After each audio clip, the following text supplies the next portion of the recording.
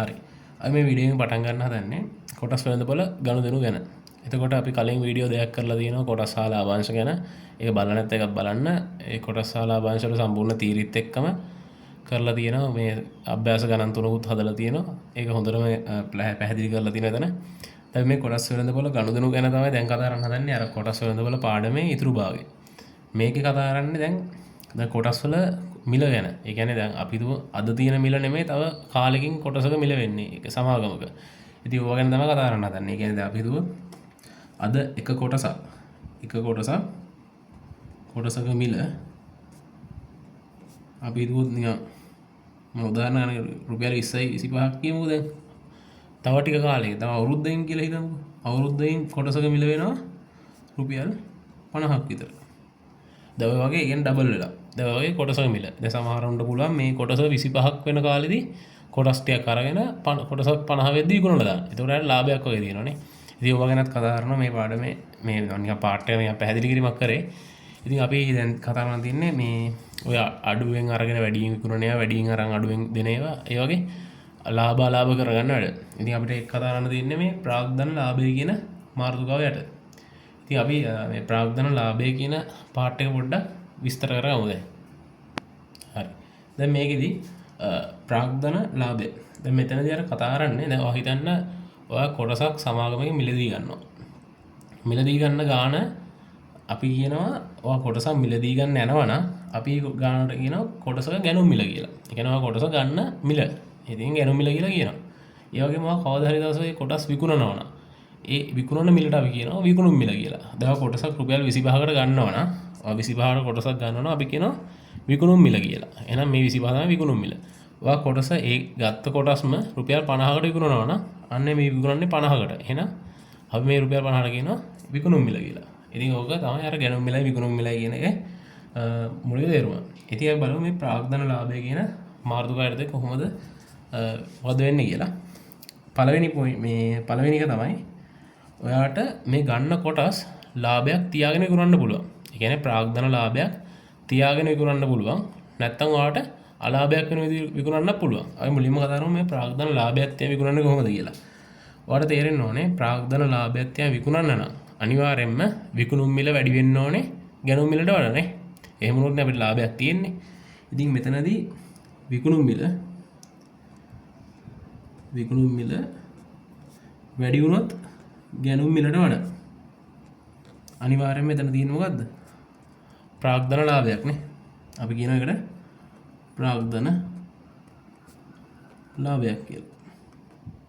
හැබැයි ඔයා නිකමට හිතන්න දැන් මම මෙතන ආයේ මේ හරි මොනින් ප්‍රාග්ධන ලාභය හොයන විදිහ බලමුකෝ. ප්‍රාග්ධන ලාභය අපිට හොයන්න පුළුවන් මේ විදිහට. ප්‍රාග්ධන ලාභය සමානයි ප්‍රාග්ධන ලාභය හොයන්න පුළුවන් විකුණුම් මිලෙන් අඩු කරන්න ඕනේ ගැනුම් මිල.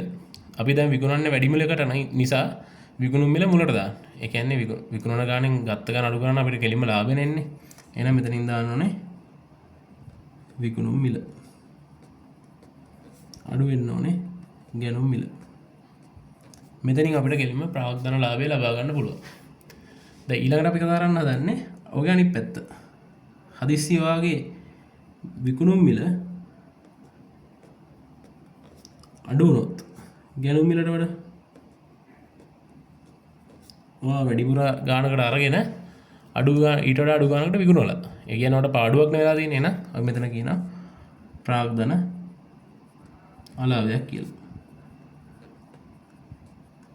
ඉතින් ප්‍රාග්ධන අලාභය හොයන්නේ කොහොමද කියලා බැලුවොත්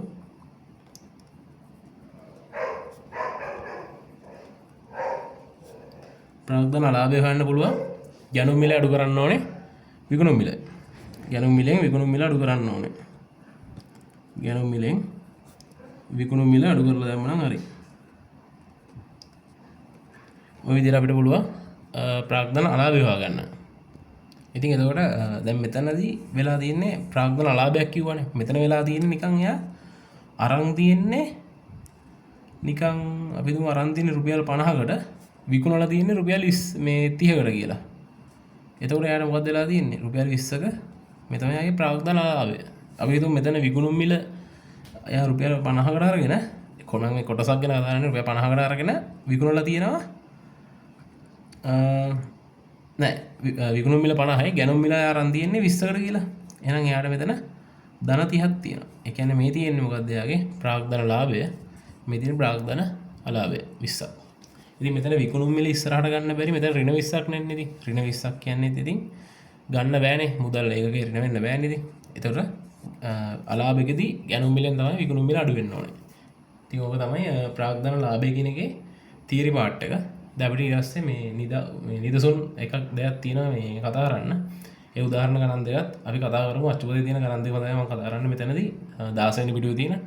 ඉතින් මේ ගණන් දෙක ඇත්තටම හොඳයි. ඒක ගණන් දෙක කතා කරොත් අපිට මේ පාඩමේ තියරි පාර්ට් එක ආය පොඩ්ඩක් මේ හරියට ප්‍රැක්ටිකලි බලන්න පුළුවන්. අපි එකත් බලමු. හරි. දැන් අපි මේ එක්සැම්පල් 1 එක කියන්නේ නිදසුන් එක බලමු. මේ තියෙන 16 වෙනි පිටුවේ. ඕක කියනවා කොටස් වෙළඳපොළ සමග සම්බන්ධ ආයෝජක වන පෙරේරා මහතා එක්සාර සමාගමක කොටස් 2000ක් කොටසක වෙළඳපොළ මිල රුපියල් 20ක් වදීදී මිලදී ගත්තලු. ඊට පස්සේ ඒ සමාගමේ කොටසක වෙළඳපොළ මිල රුපියල් 25ක් දෙක් ඉහළ නැගී අවස්ථාවක ඔහු තමා සතු එම සමාගමේ කොටස් සියල්ල විකුණලා දානවා. ඒ කියන්නේ පෙරේරා මහතා කොටස් 2000ක් අරන් දෙන්නේ කොටසක් රුපියල් 20ක් වෙලා දී සමාගමේ. එතකොට දැන් කොටසක් රුපියල් 25 වෙද්දී එයා ගාව තියෙන කොටස් ඔක්කොම විකුණලා දානවලු. ඉතින් ඔතන තියෙන ඉතින් ප්‍රාග්ධන ලාභයක් කියලා දැක්කම පේනවා. ඉතින් අපි බලමු මේ රෝම ඉලක්කාංග 1 මොකද්ද කියලා තියෙන්නේ කියලා. රෝම ඉලක්කාංග 1 කියලා තියෙනවා. සමාගමේ ආයෝජනය කළ මුදල. සමාගමේ ආයෝජනය කළ මුදල ලේසියෙන් හොයන්න පුළුවන් ඉතින්. කොටස් 2000ක් අරන් දිනවා. කොටසක් රුපියල් 20 ගානේ අරන් තියෙන්නේ. ඉතින් මේක තමයි ආයෝජනය කරපු මුදල. රුපියල් 40,000යි. ඔය වගේ මුදලක් තමයි මේ සමාගමේ ආයෝජනය කරලා තියෙන්නේ. ඇස දෙවෙනි ගාන. දෙවෙනි එකේ වෙන් අහනවා කොටස් විකිණීමෙන් ඔහුලද මුදල සොයන්න. ඉතින් කොටස් විකිණීමෙන් එයා කීයක් කරන්ද කියලා බලන්න. ඉතින් කොටස් 2000ක් මෙයා විකුණලා තියෙනවා. රුපියල් 25 ගානේ. එතකොට රුපියල් කීයද? 25 50යි. ඔව් 50000ක් කියලා එන්න ඕනේ. ඒ 50000ට තමයි එයා මේ විකුණලා එයා ගත්ත ආදායම. ඊට පස්සේ ලැබූ ප්‍රාග්ධන ලාභය. ඉතින් ප්‍රාග්ධන ලාභය හොයන විදිහ මම කිව්වා. දැන් මෙයා අපිට පෙතරින් පේන ප්‍රාග්ධන ලාභයක් ලැබලා තියෙන්නේ. ඉතින් එතකොට විකුණුම් මිලෙන් අඩු කරන්න ඕනේ ගැනුම් මිලනේ. විකුණුම් මිල කීයද? 50000යි. අඩු කරන්න ඕනේ ගැනුම් මිල 40000යි. එතකොට නෝ රුපියල් 10000ක එයා මේ ප්‍රාග්ධන ලාභයක් තියාගෙන තියෙනවා. ඊට පස්සේ ලැබූ ප්‍රාග්ධන ලාභය ආයෝජනයේ ප්‍රතිශතයක් විදිහට. ඒ කියන්නේ ආයෝජනයේ ප්‍රතිශතයක් විදිහට ලාභය ආයෝජනය කරේ කීයක්ද? 40000යි නේ. 40000ක් ආයෝජනය කරා 10000ක් ප්‍රොෆිට් එක. ඒ කියන්නේ ප්‍රාග්ධන ලාභය. ඕක වැඩි කරන්න ඕනේ 100% ප්‍රතිශතයක් විදිහට හදාගන්න. එතන මෙතන 0.4ට මෙතන 0.4 යනවා. මේ 4 100 මෙතන 25යි නේ. එතකොට එයා ආයෝජන කරපු මුදලෙන් ගත්ත ප්‍රාග්ධන ලාභය 125යි කියලා අපිට කෙලින්ම හදාගන්න පුළුවන්. ඉතින් ඔච්චර තමයි. එතන මේ ගාන මේ එච්චර අමාරු නෑ කියලා ලේසි. මේකේ මේ දෙවෙනි එක්සැම්පල් ගාන තමයි චුට්ටක් මේ තියෙන්නේ එකේ. ඒක චුට්ටක් මේ අමාරු කියන්නේ ඒකේ සමීකරණ ගොඩනගලා එහෙම තියෙනවා. අපි ඒ ගානක් දැන් කරමු මේ. එතකොට මේක සම්පූර්ණම තියෙන ප්‍රශ්න ඔක්කොම මේ නිරාකරණය වෙයි. හරි. මේ එක්සැම්පල් දෙක. ඒ කියන්නේ දෙවෙනි ගාන බැලුවම මේ දෙවෙනි ගාන ටික සංකීර්ණ ගානක්. හැබැයි මේකට අපිට සමීකරණ කියන පාඩමත් ඕනේ. එතකොට ඒ පාඩමයි ප්‍රකාශන කරන ගාන ඒ විදිහට ඒ ටික දැනගෙන ඉන්න ඕනේ මේ ගානට අත ගහන්න කලින්. ඉතින් මේ ගාන කියන්නේ මොහොමඩ් මහතා සමාසතු තිබු රුපියල් 96000ක මුදලින් යම් ප්‍රමාණයක් වාර්ෂික ලාභාංශ විදිහට කොටසක රුපියල් 2යි. හරි. මේකේ ඔය ගානම කියවුවා නම් මම මේ ගාන කලින් කියවුවා. මේ ගාන කියනවා A සහ B කියන සමාගම් දෙකක් නේ. ඉතින් මම නිකන් මෙහෙම අපිට ගාන හදන්න ලේසි වෙන මම නිකන් මෙහෙම අර මේ ඡේදය කියලා තියෙන දත්ත ටික මාක් කරගන්න මම මෙහෙම A සමාගම B සමාගම කියලා කියා ගන්නවා. එයා මේ දෙකටම සල්ලි දාලා කියලා කියනවනේ ගානේදී. එතකොට මෙයා A කියන සමාගමේ යම් කොටස් ගණනක් අපි බලුවොත් දැන් A කියන සමාගමේ ලාභාංශ කීයද? වාර්ෂික කොටසකට ගෙවන වාර්ෂික ලාභාංශය රුපියල් 2යි නේ. එතකොට ඊළඟට කියනවා ගෙවන ඒ සමාගම යම් කොටස් ගණන. කොටස් ගණන අපි දන්නේ නැහැ. කොටස් ගණන අපි දන්නේ නැහැ. ඊට පස්සේ එයා 96,000 යම් මුදලක් ගෙවලා කියලා කියන්නේ අපි දන්නේ නැහැ කොච්චර 96,000 50,000ද 75,000ද කීයද දැන් කියලා අපි දන්නේ නැහැ මේ සමාගමට. ඊට පස්සේ කොටස් ගණනක් කොටසක වෙළඳපොළ මිල රුපියල් 18ක්. ඒතර කොටසක මිල කීයද? ඒ අවස්ථාවේ වෙළඳපොළ මිල තිබිලා තියෙන්නේ රුපියල් 18ක්. රුපියල් 18ක් වෙච්ච මිලකට තමයි එයා ඒ කොටස් ගන්න අරන් තියෙන්නේ. එතකොට එයාගේ ඉතිරි කොටස තියෙන්නේ ඉතිරි සල්ලි දැන් 96,000 කොටසක් මෙතනට දැම්මා 96,000 ඉතිරි වෙච්ච කොටස මෙතනට දානවා. දැන් ගියට පස්සේ ඉතුරු වෙන කොටස. ඒ ටික යොදවලා තියෙනවා මේ B කියන සමාගමක. එතකොට ඒකේ කියනවා වාර්ෂික ලාභාංශය රුපියල් 3.50. එතකොට ගෙවන B සමාගමේ යම් කොටස් ගානක්. ඒකෙත් අපිට කොටස් ගාන කියන්නේ නැහැ. කොටස් ගණන අපි දන්නේ නැහැ. ඊට පස්සේ කොටසක වෙළඳපොළ මිල රුපියල් 21 බැගින් තමයි මිලදී අරන් තියෙන්නේ. ඒතර කොටසක මිල කීයද? කොටසක මිල රුපියල් 21යි. ඊට පස්සේ මිලදී ගන්න යොදලා තියෙනවා. එතකොට වර්ෂයක් අවසානයේ ඒ නම් සමාගමේ වාර්ෂික ලාභාංශ ලෙස ලැබූ මුදලට වඩා B වල රුපියල් 10ක් වැඩිපුරයි. ඒ කියන්නේ මෙයාගේ වාර්ෂික ලාභාංශ ආදායම මම මෙහෙම ලියන්න වාර්ෂික ලාභාංශ ආදායම කියලා. ආදායම මෙයාගේ A වලට වඩා 1000ක් වැඩි. මම කියන්නේ මෙහෙම A වල වාර්ෂික ආදායමට වඩා 1000ක් වැඩි කියලා. එතකොට A දන 10 කියලා මම නිකන් මේ A කියලා මම රවුන්ඩ් කරේ A වල වාර්ෂික ලාභාංශ ආදායම. හරිද? ඊකට වඩා 1000ක් මේක වැඩි. එතකොට ඊට පස්සේ මේ ඒ දන 10 මේ ඊට වඩා 10ක් වැඩි කියන එක තමයි මම මෙතන අදහස් කරලා තියෙන්නේ. හරිද? ඊට පස්සේ අපෙන් අහනවා පළවෙනි ප්‍රශ්නේ. පළවෙනි ප්‍රශ්නේ අහනවා මොහොමඩ් මහතා ඒ සමාගමේ ආයෝජනය කළ මුදල x කියලා අරගෙන. ආයෙන අපිට කෙලින්ම කියනවා මෙන්න මෙතන ආයෝජනය කළ මුදල. ආයෝජනය කළ මුදල x කියලා ගන්නලු. එහෙනම් අපිට තේරෙනව නේද 96,000න් x කියන ප්‍රමාණයක් මෙතනට දුන්නා නම් මෙතනට දීපු ආයෝජනය කළ මුදල කීයද? මෙතන ආයෝජනය කළ මුදල අනිවාර්යයෙන්ම 96,000 ඍණ x වෙන්න ඕන නේද? ඒක උතරින්ම මේ හදාගන්න. දැන් මෙතන ආයෝජනය කළ මුදල x නම් එයාගාව සම්පූර්ණ 96,000 තිබිලා x ප්‍රමාණය මෙතනට දුන්නා නම් මෙයාට ආයෝජනය කරන්න ඕනේ අනිවාර්යයෙන්ම 96,000 මේ අඩු වෙච්ච මුදල. ඒ කියන්නේ 96,000 ඍණ x. ඊළඟට මේ ගාණම කියලා දෙනවා x කියලා ගන්නලු මේ ආයෝජනය කළ මුදල මෙතනට. දැන් කියනවා සමීකරණයක් ගොඩනගන්න. සමීකරණයක් ගොඩනගන්න නම් මේ දත්ත දෙකම මේ ඔක්කොම එකතු කරලා අපි සමීකරණයක් ගොඩනගන්න ඕනේ. ඒ කියන්නේ a ටයි b ටයි දෙන්නටම හරියන විදිහට සමීකරණයක් ගොඩනගන්න ඕනේ. ඉතින් සමීකරණය ගොඩනගන්න හොඳම තැන තමයි මෙන්න මෙතන ලාභාංශ ආදායම කියන එක.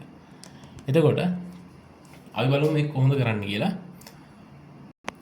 ඉතින් මම මුලින්ම මෙහෙමයක් කියන්න. දැන් අපිට මෙතන දීපු දත්තයක් තියෙනව නේද? වාර්ෂික ලාභාංශ ආදායම මේ a ට වඩා 1000ක් වැඩි කියලා B වල. ඉතින් ඕකේ සමීකරණය ටිකක් පැටලෙනවා. සමහරුන්ට හිතා ගන්න බෑ මොකද මේ 1000 එන්න ඕනේ. එක්කෝ A ධන 10 සමානයි B වල 1ද නැත්නම් B ධන 10 මෙහෙමයි කරන්නේ. අපිට කියන්නේ B වලට වඩා 1000ක් A වල වැඩි මේ A වලට වඩා 1000ක් B වල මේ වැඩි කියලානේ. මේ විදිහට තමයි සමීකරණය ගොඩනගන්න ඕනේ. මම මේ A කියලා ලියන්නේ A වල වාර්ෂික ලාභාංශ ආදායම ධන 1000 වෙන්න ඕනේ. B වල වාර්ෂික ලාභාංශ ආදායම. මේකට හේතුව දැන් සමහරවිට හිතනවා B වලනේ 1000ක් වැඩි කියලා. ඉතින් ඇත්තනේ නේද? දැන් මේ A වලට 1000ක් එකතු කරාම එපා B හැදෙන්න. B වල 1000ක් වැඩි හින්දා. ඔය ටිකක් කල්පනා කරාම මේ සමීකරණේ මේ සම්බන්ධතාව ඔළුවට එනවා. චුට්ටක් මේක කල්පනා කරලා බලන්න. ඊට පස්සේ මේ අපිට මේ සමීකරණයක් හදන පදනම තමයි මම මේ ලිව්වේ. දැන් අපේ ටාගට් එක වෙන්න ඕනේ මෙන්න මේ A වල වාර්ෂික ආදායමයි B වල වාර්ෂික ලාභාංශ ආදායමයි හොයන එක. ඉතින් මේ A වල ලාභාංශ ආදායමයි B වල ලාභාංශ ආදායමටයි ප්‍රකාශන දෙයක් අරන් සමීකරණ මේ විදිහට ලිව්වොත් අපිට උත්තරේ හම්බ වෙනවා. ඊට පස්සේ දැන් අපි යමු දැන් මේ A වල වාර්ෂික ලාභාංශ ආදායම හොයන්නේ කොහොමද කියලා බලන්න. ඉතින් වාර්ෂික ලාභාංශ ආදායම හොයන්න කලින් අපිට මේක වැඩක් තියෙනවා. ඒ තමයි අපි ඇත්තටම දන්නේ මේ සමාගමේ කොටස් ගානනේ. කොටස් ගාන තාම දන්නේ. ඉතින් අපි මේ කොටස් ගානට ප්‍රකාශනයක් කරන් මුලින්ම. ඒතර මම ලියනවා ඒවල ඒ සමාගමේ මෙයා මිලදී ගත්ත කොටස් ගාන. හොඳයි. කොටස් ගාන තමයි අපිට කොටස් ගාන හොයාගන්න පුළුවන් ලේසිම ක්‍රමය මොකද්ද? එයා ආයෝජන කරපු මුදල බෙදන්න ඕනේ කොටසක මිලෙන්. කොටසක මිලෙන් බෙදපු ගමන් අපිට එන්නේ කොටස් ගාන. එතකොට මෙයා ආයෝජන කරලා තියෙනවා කීයක්ද? රුපියල් x ප්‍රමාණයක්. ඒක බෙදන්න ඕනේ. ආයෝජන කරද්දී කොටසක මිල කීයක් තිබිලා තියෙන්නේ? රුපියල් 18කින්. 18න් බෙදපු ගමන් අපිට එනවා මොකද්ද? කොටස් මේ කොච්චර කොටස් ප්‍රමාණයක් එයා මිලදී අරන් තියනවාද කියලා. දැන් අපි දෙවෙනියට හොයන්නේ මොකද්ද? ඒවල වාර්ෂික ලාභාංශ ආදායම. ඉතින් ඒවල වාර්ෂික ලාභාංශ ආදායම නිකම්ම හොයද හැකි. ඒවල වාර්ෂික ලාභාංශ ආදායම සමානයි කොටස් ගණන වැඩි කරන්න තියෙන්නේ ලාභාංශ කීයද? රුපියල් 2යි. එහෙනම් වාර්ෂික ලාභාංශ වැඩි කරාම මේ දෙකට දෙවරක් 1යි දෙවරක් 9යි. එහෙනම් අපිට එනවා x බෙදීම 9 කියලා. මේ x බෙදීම 9 කියලා එන්නේ මොකද්ද? ඒවල වාර්ෂික ලාභාංශ ආදායම. දැන් අපි මොකද්ද කරන්න ඕනේ? දැන් අපි මේ ටාගට් එක අපි ගහුවා. දැන් අපිට තියෙන මේ ටාගට් එක ගන්න. b වල වාර්ෂික ලාභාංශ ආදායම. එහෙනම් අපි ගමු b වල. b වල වාර්ෂික නැත්නම් b වල කොටස් ගන්න බලන් ඉන්න ඕනේ. මෙතන වගේ b වල කොටස්. b වල කොටස් ගන්න. b වල කොටස් ගන්න බලන්නේ මොකද්ද? ආයෝජනය කරපු මුදල. මෙතන ආයෝජනය කරපු මුදල කීයද? 96000 රින x නේ. ආයෝජනය කරපු මුදල බෙදන්න ඕනේ කීයෙන්ද? එයා ආයෝජනය කරද්දී තිබ්බ කොටසක මිලෙන්. කොටසක් තිබ්බේ රුපියල් 21 ගානේ. 21කින් බෙදුවා. මෙන්න අපිට ආවා කීයද? කොටස් ගණන. දැන් අපි බලනවා b වල වාර්ෂික ලාභාංශ ආදායම කීයක් එනවද කියලා. ඉතින් මේ b වල කොටස් ගණන වැඩි කරන්න ඕනේ යාගේ ලාභාංශ මුදලෙන්නේ 21. මේ වරහන දාන්න ඕන අනිවාර්යෙන්. වැඩි කිරීම එයාගේ ලාභාංශ කීයද? 3.50යි නේ. ඉතින් මෙතන 3.50 ලියනවට වඩා මම කැමති ලියන්න 7 බෙදීම 2 කියලා. මොකද දන්නවද? දැන් මෙතන 3.50 ලියලා දව 3.50 කොහොමද 21කින් බෙදන විදියක් හිතාගන්නේ? සාමාන්‍යයෙන් එහෙම හිතන්න හරි අමාරුයි. ඉතින් සාමාන්‍යයෙන් හින්දා අපි මේ වගේ ඒවා මේ අපිට ලේසි වෙන ඉතින් මේ 3.50 ලියන්න පුළුවන් නේද? 3.50 කිව්වත් එකයි 3.5 කිව්වත් එකයිනේ. අපිට 7 බෙදීම 2 කියලා ලියා ගන්න පුළුවන්. හරිම ලේසි මෙහෙම ලියුවොත්. එතකොට මම එතන 3.50 ලියන්නේ නැතුව 7 බෙදීම 2 කියලා ලියනවා. දැන් ලිව්වම අපිට පේනවා මේ කැපෙන විදිහට හැදෙනවානේ. ඒඳ ලේසි වැඩි. 7 වරක් 1යි 21ට 7 ඒවා 3යි. එහෙනම් අපිට ලියන්න පුළුවන් b වල වාර්ෂික ආදායම විදිහට 96000 ඍණ x බෙදීම 6යි කියලා. මෙන්න අපි ගත්තා b වල වාර්ෂික ලාභාංශ ආදායම විදිහට. දැන් අපිට මේ සමීකරණය කොහොමද මේ විදිහට ලියා ගන්න ඕනේ? එහෙනම් a වල වාර්ෂික ආදායම මුලින් එන්න ඕනේ. ඒකට 1000ක් එකතු වෙන්න ඕනේ. සමානයි b වල වාර්ෂික මේ ලාභාංශ ආදායම. ඉතින් මම මුලින්ම ලියනවා a වල ලාභාංශ ආදායම ලියන වාර්ෂිකව x බෙදීම 9 ධන 1000 සමානයි b වල වාර්ෂික ආදායම එන්නේ මෙන්න මේක 96000 ඍණ x බෙදීම 6යි කියලා ලියනවා. ඉතින් මේ තියෙන සමීකරණය. ඉතින් සමීකරණයක් අපි තියෙන විදියක් තියෙනවා සම්මත විදියක්. අපි මේ විදිහට තියමු ඉතින්. එතකොට අපි දන්නවා මේ මේක මේ පැත්තට ගෙනල්ලා මේක මේ පැත්තට යවුවොත් මොකද වෙන්නේ? ඍණ 1000ක් වෙනවා. එහෙම තියන්න ඕනේ නැහැ නේ අපි. ඒ හින්දා මේ x බෙදීම 9 අපි එහා පැත්තට යවමු. ඉතින් අපි මෙතන සමීකරණයකදී ලිව්වා 1000 මෙහෙම තියෙනවා සමානයි 96000 ඍණ x බෙදීම 6 මේ x ඍණ 9 එහා පැත්තට දාන්න. ඍණ x බෙදීම 9 කියලා එනවා. ඉතින් ඔය විදිහට තමයි සමීකරණයක් ගොඩනගන්නේ. ඉතින් මේ පේනවා නියතයකට සමානලා තියෙනවා. මේ පැත්තේ bg වල තියෙනවා. ඉතින් අපි මේක දැන් x හොයාගන්න පුළුවන් නේ ගේමක්ම නැතුව. x උක්ත කරගත්තා x හෙව්වා. ඉතින් ඔය විදිහට තමයි අපි පළවෙනි පාර්ට් එක ගොඩ දැම්මේ. අපි බලමු මේක දෙවෙනි කොටසෙන් මොකද්ද කියන්නේ කියලා. හරි. දැන් මේ දෙවෙනි කොටසදී මේ ගාන කියන්නේ අර අපි කලින් ගත්ත ප්‍රකාශනය සුළු කරලා අර යාගේ මේ ඒ මුදල, ඒ කියන්නේ එයා ව්‍යාපාරයේ යොදවපු ඒ මුදල් සොයන්න කියලා. එයා ආයෝජනය කරපු මුදල් හොයන්න කියලා කියන්නේ. ඉතින් අපි බලමු මේ A සහ B වලට එයා ආයෝජනය කරපු මුදල හොයන්න කොහොමද කියලා. ඉතින් අපි ඒකට අර කලින් ගත්ත සමීකරණය විසඳන්න ඕනේ. ඉතින් මම කලින් සමීකරණ ලියා ගන්නම් මෙතන. මං ගත්තේ 1000 සමානයි 96000 ඍණ x බෙදීම 6 ඍණ x බෙදීම 9 කියලා. මේක තමයි මං ගත්ත සමීකරණය. ඉතින් මේ සමීකරණ විසඳන විදිහත් අපි බලමු. දැන් මේකදී ඔයගොල්ලන්ට මෙහෙම නිකන් පේද්දී අමාරුයි වගේ නම් මේක අනිත් පැත්ත අරවල ලියා ගන්න පුළුවන්. ඒ කියන්නේ 96000 මෙහෙම ලියලා සමානයි 1000 කියලා මේ පැත්තේ 1000 ලියා ගන්න පුළුවන්. කොහොම හදුවොත් එකයි ඉතින් උත්තර එන්නේ එකම විදියට. අපි බලමු මේක කොහොමද සොල්ව් කරන්න කියලා.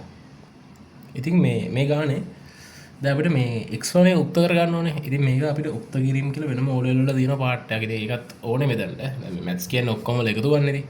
දැන් මෙතනදී අපිට x හොයාගන්න ඕනේ. ඉතින් x උක්ත කරගන්න එක තමයි අපේ ටාගට් එක. x උක්ත කරගන්න කලින් මේ භාග සංඛ්‍යා තියෙන. ඒ කියන්නේ මෙතන තියෙනවා 6ක්. මෙතන 9ක් තියෙනවා. ඉතින් මේ 6 9 ගෑලි අපි අයින් කරගන්න ඕනේ. ඉතින් අයින් කරන්න අපිට මේක කරන්න පුළුවන් 6ටයි 9ටයි දෙන්නටම පොදු ගුණාකාරකින් මේ ගුණ කරලා දැම්ම නම් හරිනේ. එතකොට මේක කැපිලා යනවා. දැන් අපි ගත්තොත් 6 18 ගමු. 18න් මේ මුළු දෙපැත්තම ගුණ කරොත් 18න් ඔයාලට පේනවා මේ 6යි 9යි කපලා දාන්න. මම කරලා වෙන්නම්. මම මේ පැත්තේ 1000ත් ගුණ කරනවා 18න්. මෙතන 96000 ඍණ x බෙදීම 6. මේකත් ගුණ කරනවා 18න්. මේ මැද ඍණ පදයක් තියෙන හින්දා මේ දෙපැත්තම 18න් ගුණ වෙන්න ඕනේ. ඍණ x බෙදීම 9 වැඩි කිරීම 18. ඔහොම වැඩි කරා.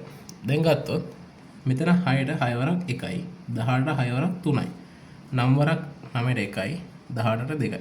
දැන් මේක සමීකරණේ අපි ආයේ සුළු කරලා ලියාගත්තොත් මෙතන නෝන 18000ක් 18000 සමානයි 96000 ඍණ x වතාවක් 3.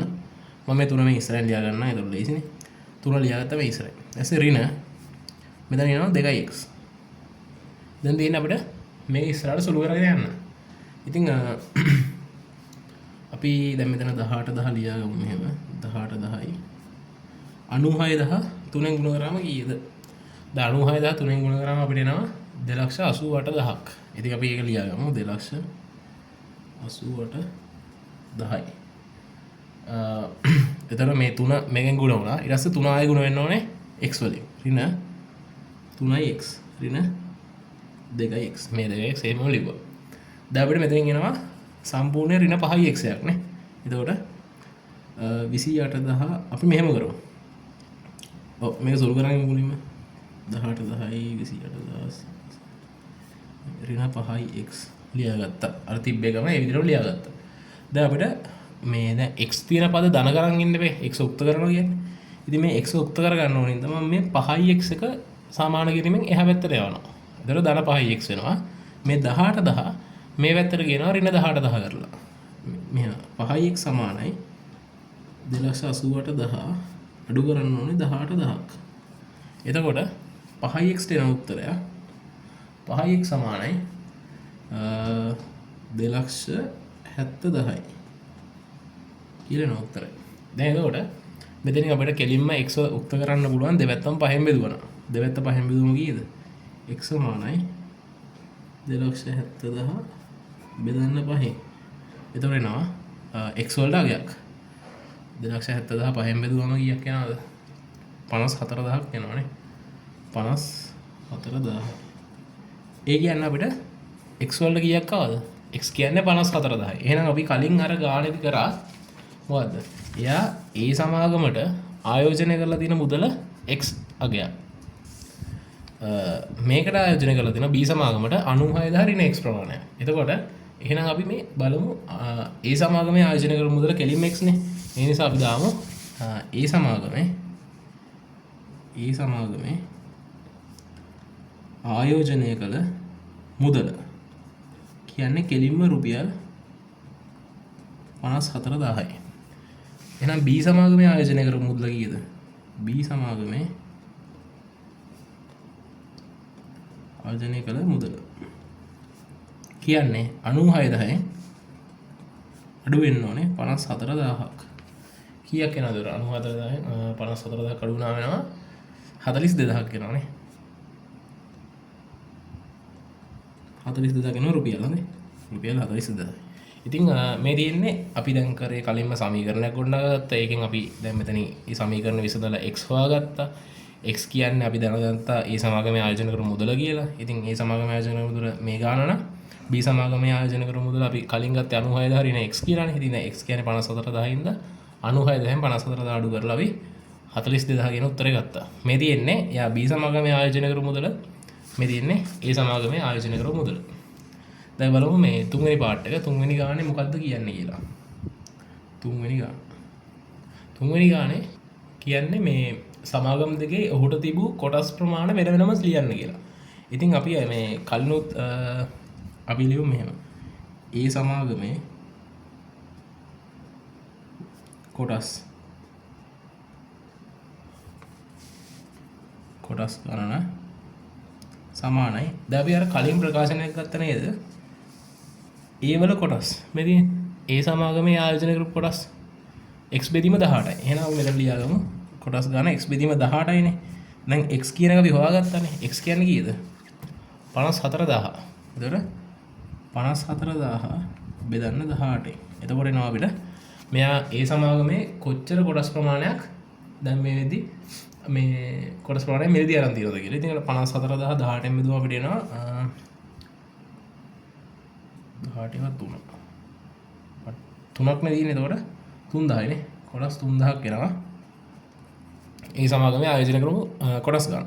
එතකොට එයා B සමාගමේ කොච්චර කොටස් ගණනක් අරන් තියනවද? B සමාගමේ කොටස් ගණන. B සමාගමේ කොටස් බැලුවොත් අපි අර කලින් ප්‍රකාශන ලියාගත්තා. එතනදී ගත්තා B සමාගමේ කොටස් කියන්නේ 96000 ඍණ x බෙදීම 21. දැන් 96000 ඍණ x කියන එක අපි දැන් හොයාගත්තානේ. මේ 96000 ඍණ x කියන්නේ 42000යි. ඉතින් මේ ආයෝජන කරපු මුදල 42000 කෙලිම බෙදලා දාන්න කීයෙන්ද?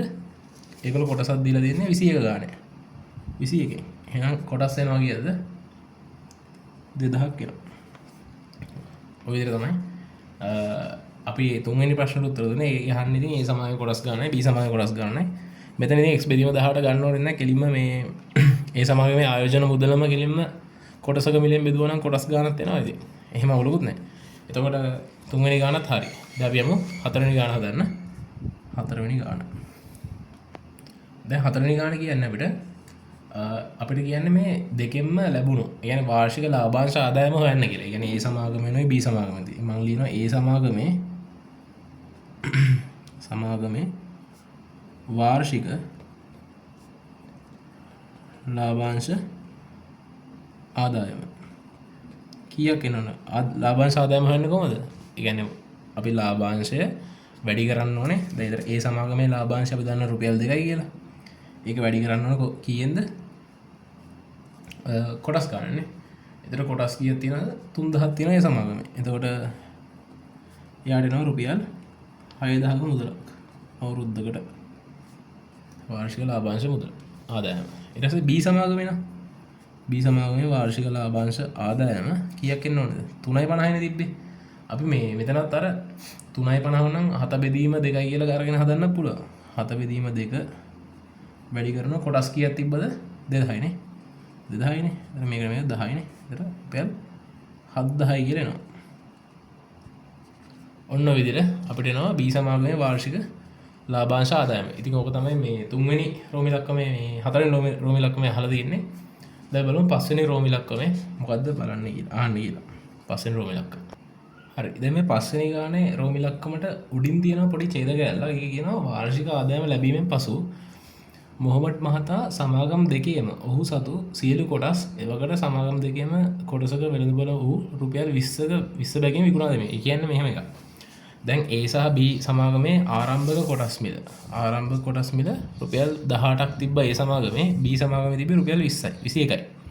දැන් මේ වෙද්දි මාකට් එක යන්නේ මේ කොටසක මිල මේ A සමාගමේ 20ක්ලු B සමාගමේ 20ක්ලු දෙකේම 20 ගාන යන්නේ. ඉතින් දැන් බලමු අපි ඒගොල්ලෝ කියන්නේ දැන් රෝම ඉලක්කම කියන්නේ පස්වෙනි එකේ සමාගම් දෙකේ කොටස් විකිණීමෙන් ලැබූ මුළු මුදල හොයන්න කියලා. දැන් බලමු සමාගම් දෙකේ කොටස් විකිණීමෙන්. A සමාගමේ ගත්තොත් A සමාගමේ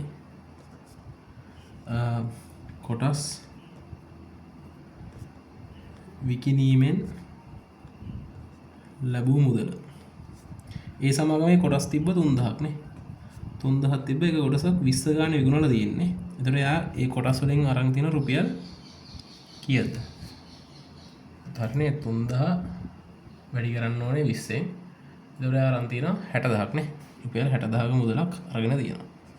එතකොට B සමාගමේ කොටස් විකිණීමෙන් ලැබූ මුදල B සමාගමේ යාට තිබිලා තියෙනවා කොටස් 2000ක්. ඒක වැඩි කරන්නත් ඕනේ 20ෙන්. එතකොට යාට එන රුපියල් 40000ක් නේ. එතකොට මෙයා මේ සමාගම් දෙකේම කොටස් දැන් විකුණලා එයාට රුපියල් ලක්ෂයක් හම්බෙලා දිනවනේ. එහෙනම් අපි ලියමු A හා B සමාගම් වල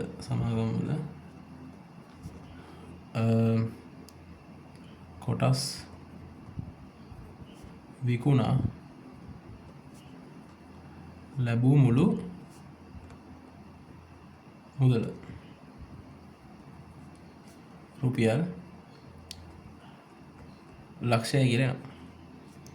දෙතර රුපියල් ලක්ෂයක මුදලක් හොයලා තියෙනවා මේ සමාගම් දෙකේ කොටස්. ඒ කියන්නේ කොටස් ඔක්කොම විකුණලා. දැන් ඊළඟ බලමු මේ 5 වෙනි ගානේ මොකද්ද මේ 6 වෙනි ගානේ. 6 වෙනි රෝමි ලක්කමේ මොකක්ද එයා කියන්නේ කියලා බලමු. හරි. දැන් මේ 6 වෙනි රෝමි ලක්කමෙන් කියන්නේ සමාගම් දෙකේම ආයෝජනයෙන් වර්ෂය අවසානයේ ලැබෙන ලාභාංශ ආදායමෙත්. දැන් මේගොල්ලෝ ලැබූ ලාභාංශ ආදායමෙත් ප්‍රාග්ධන ලාභෙත් එකතුව මුළු මුදලින් 120ක් වෙන්න ඕනේ. මුළු මුදල කියන්නේ 96000 නේ. නෑ යෙදු මුදලින් නේ. යෙදු මුදලින් 120ක් වෙන්න ඕනේ කියලා පෙන්වන්න ඕනේ. එතකොට එතකොට මේ 120ක් වෙන්න ඕනේ යුතු බවට ඌ මොහමඩ් මහතාගේ බලාපොරොත්තු ඉටු නොවූ බව පෙන්වන්නේ. කියන්නේ මේගොල්ලෝ කියන්නේ දැන් අර ලාභාංශ ආදායමෙත් ප්‍රාග්ධන ලාභෙත් එකතුව තියෙන්නේ. ඒ එකතුව මුළු මුදලින් 120ක් වෙන්නේ නැහැ කියලා පෙන්වන්න කියලා තමයි මේ කියන්නේ. ඉතින් අපි ඒක මේ පෙන්නමු. මුලින්ම කරන්න අපි මෙහෙම එකක්. දැන් එතකොට වර්ෂය දැන් මේ අපි එයා සමාගමේ කොටස් ඔක්කොම වික්කනේ දැන් රුපියල් 20 ගානේ. එතකොට එයා එතනින් කීයක් ලැබුවද? රුපියල් ලක්ෂයක් දැන් එයාට ඇවිල්ලා තියෙනවා. මොනවාද A හා B සමාගම් වල කොටස් විකිණීමෙන්. කොටස් විකිණීමෙන් ලක්ෂයක් ආවා කියලා අපි දැන් පස්වෙනි රෝමි ලක්කමේ කරේ ඒක තමයි. රුපියල් ලක්ෂයක් එයාට හම්බෙලා තිනවා. එතකොට දැන් මේ රෝමි ලක්කම් 4 බැලුවා. 4 වෙනි ගානේ අපි හදාගත්ත නේද? A සමාගමේ වාර්ෂික ලාභාංශ ආදායම 6000යි B සමාගමේ වාර්ෂික ලාභාංශ ආදායම 7000යි කියලා. ඉතින් දැන් එයා මේක විකුණලා දැන් එයාට හම්බෙච්ච මේ මුළු මුදලනේ බලන්න ඕනේ අවුරුද්ද අවසානයේ. එතකොට එයාට මේ වාර්ෂික A සමාගමේ B සමාගමේ දෙකෙන්ම වාර්ෂික ලාභාංශ හම්බෙලා තියෙනවා රුපියල් 6000යි 7000යි 13000ක් නේ.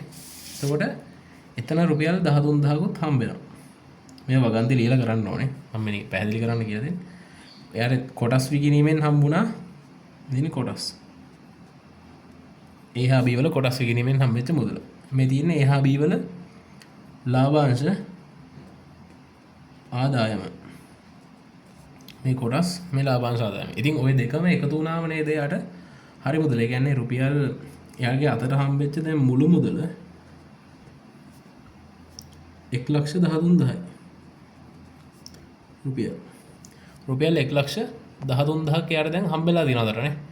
දැන් අපිට මේ ගානේ කියන්නේ දැන් එයා ආයෝජනය කරපු මුදල කීයද? මේ සමාගම් දෙකටම 96000 නේ. අර මුලින්ම තිබ්බේ 96000ක් ආයෝජනය කරා. දැන් එයාගේ අතේ කීයක් තියෙනවද? දැන් ඔක්කොම එයා විකුණලා කරලා අවුරුද්දෙන් එයා දැන් ඔක්කොම වලින් අයින් වෙලා තියෙනවා. දැන් එයාගේ අතට කීයක් ඇවිල්ලා තියෙනවද? 113000ක් ඇවිල්ලා තියෙනවා. එතකොට අපි දැන් බලන්න හදන්නේ දැන් මෙයා මේ කොච්චර දැන් ලැබූ ලාභය කීයද කියලා. ඒ කියන්නේ දැන් මෙයා කොච්චර ප්‍රාග්ධන ලාභය දැන් මේකෙන් ලබලා තියෙනවද කියලා. ඒක හොයන්නේ කොහමද? විකුණුම් මිලෙන් අඩු කරන්න ඕනේ. විකුණුම් මිල නේ මෙතන දැත්තම වෙන්නේ. මෙතන තියෙන්නේ අර අවසානයේ ආගේ අතේ තියෙන මුදලින් අඩු කරන්න ඕනේ යා. ඒකට ආයෝජන කරපු මුදලනේ. එතකොට ලාභය ගන්න පුළුවන් 113000න් අඩු කරන්න ඕනේ 96000. මේ දින්නේ යා ව්‍යාපාරයට එද්දි අරන් ආපු මුදල. මේ දින්නේ යා ව්‍යාපාරයෙන් මේ අයින් වෙද්දි දැන් එයාගේ අතේ තියෙන මුදල. ඒ කියන්නේ යා ඒකෙන් ලාභයක් ලබලා ඇත්තරම. එතන ලාභය කීයක් එනවද? 17000ක් එනවනේ. රුපියල් 17000ක ලාභයක් එයා ලබලා තියෙනවා. ඉතින් අපිට මේ ගානේ පෙන්වන්නේ අපිට කියනවා එයා යෙදූ මුදලෙන් ලාභය 120ක් වෙන්නේ නැහැ කියලා පෙන්වන්නලු. එතකොට අපි එයා යෙදූ මුදල පල්ලෙහාට දාන්න ඕනේ. යෙදූ මුදල පල්ලෙහාට එයාගේ ආදාය ලාභය උඩට දාලා 100%න් වැඩි කරා නම් අපිට එන්න උත්තරේ අපි ගණනය කරගන්න ඕනේ. ඒතර 0.3 යනවා. මේ ගාන සුළු කරාම එනවා 17.7ක් කියනවා 100ට. එතකොට 17.7ක් කියනවා.